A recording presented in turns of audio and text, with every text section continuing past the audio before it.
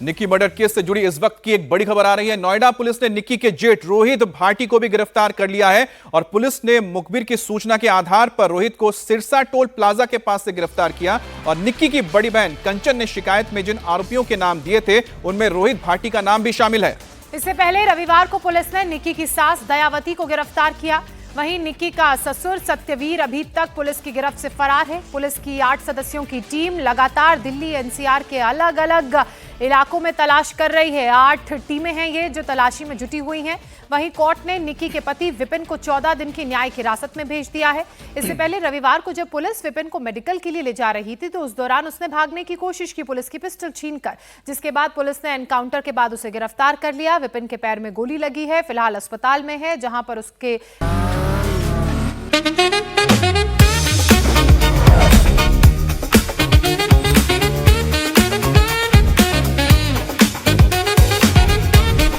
Pure technology that is built for your every sense. Acer Pure from Acer. पैर का इलाज हो रहा है। सिरसा टोल प्लाजा से रोहित यानी कि आरोपी का बड़ा भाई भी गिरफ्तार किया गया है। निक्की मर्डर केस से जुड़ा एक और सीसीटीवी सामने आया है। ये सीसीटीवी आरोपी विपिन के घर के बाहर का है।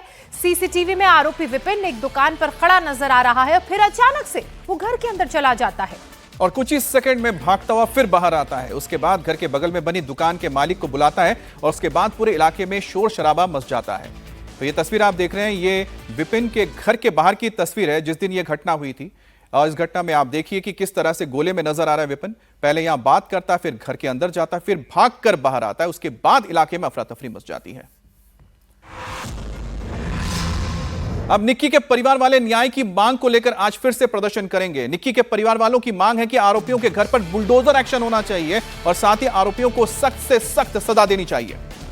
पुलिस अब तक मामले में 3 आरोपियों को गिरफ्तार कर चुकी है, लेकिन निक्की के परिवार वाले इस गिरफ्तारी से संतुष्ट नहीं हैं। उनका यह कहना है कि सभी को गिरफ्तार किया जाए और जो आरोपी हैं जिन्होंने उनकी बेटी की जान ली उन्हें सख्त से सख्त सजा मिलनी चाहिए। साथ ही उनके घर पर बुलडोजर एक्शन की कार्रवाई की मांग को लेकर भी परिजन निक्की के अड़े हुए हैं।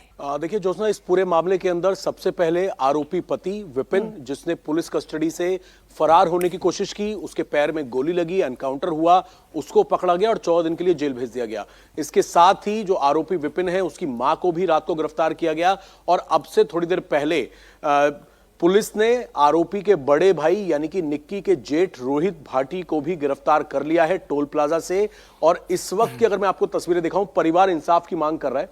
पूरा गांव इस वक्त निक्की के घर में मौजूद है। निक्की के पिताजी हमारे साथ मौजूद हैं और सभी जो आस पड़ोस के लोग हैं, रिश्तेदार हैं, गांव समाज के लोग हैं, सब यहां पर मौजूद हैं।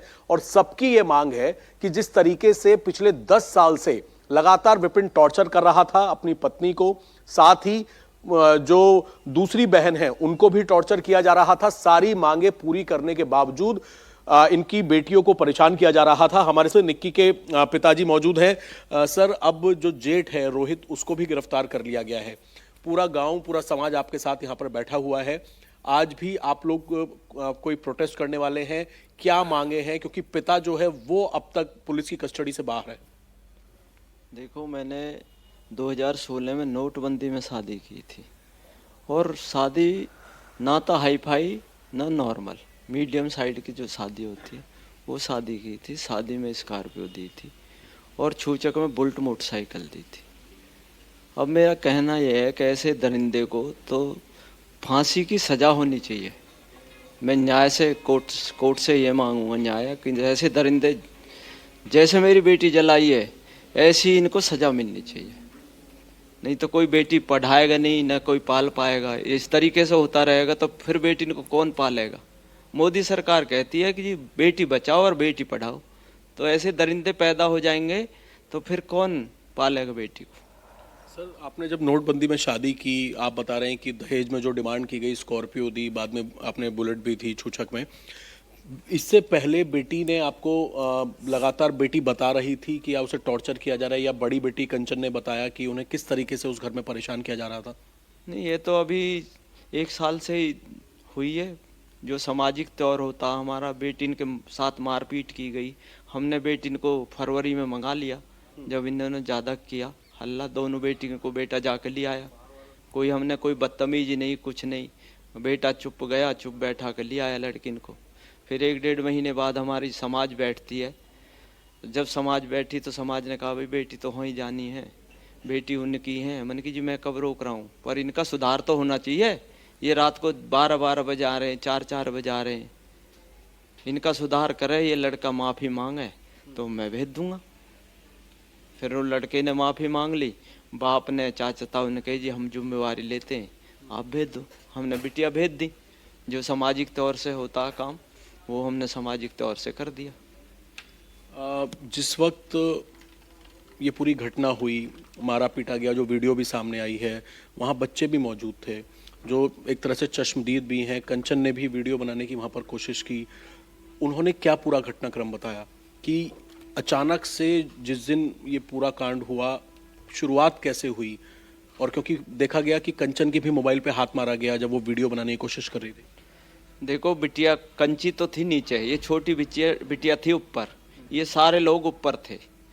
ऊपर से ही जैसे ही वो सिलाई कर रही, चीख की आवाज़ आई तो उसने मशीन सिलाई की बंद करके, उसके पहले के दिन गुलगोश चढ़ी थी तो उसके हाथ में वो भी लग रहा था।